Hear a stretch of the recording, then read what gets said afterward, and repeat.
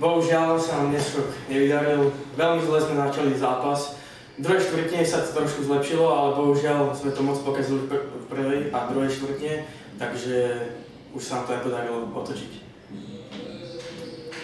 Ja prvom rade gratulujem hráčom BSC k zaslúženému víťazstvu. Od začiatku mali väčšiu energiu, či v obrane, v útoku o mnoho viac chceli. My sme zaspali začiatok, niektorí sa neprebudili celý zápas.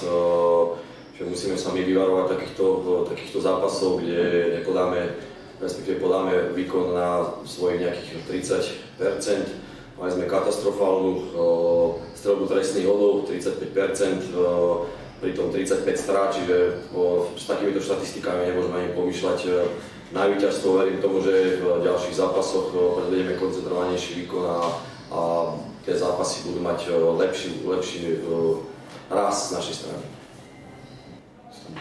I feel like this match was really tough, and if they made more layups, I didn't think we would won.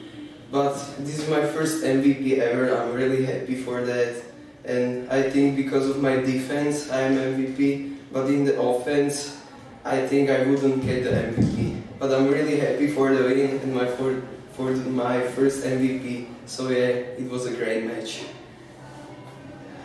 Bol to veľmi ťažký zápas, mohli s hoci ktorou stranou, mohli sme ho takisto aj prehrať. Mali sme tam aj trochu šťastie, ale zároveň mám pocit, že sme si to vybojovali.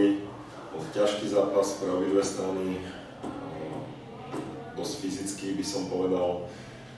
Sme rádi, že sme vstúpili do tohto turnaja s víťazstvom a robíme ešte veľa chýb, v niektorých nedostupujeme do obrany, neodstavujeme, čiže toto keď ešte sa nám podarí dolepšiť, tak si myslím, že bude to fajn, ale gratulujem chalanom, že pekne vstúpili do turnaja s víťazstvom.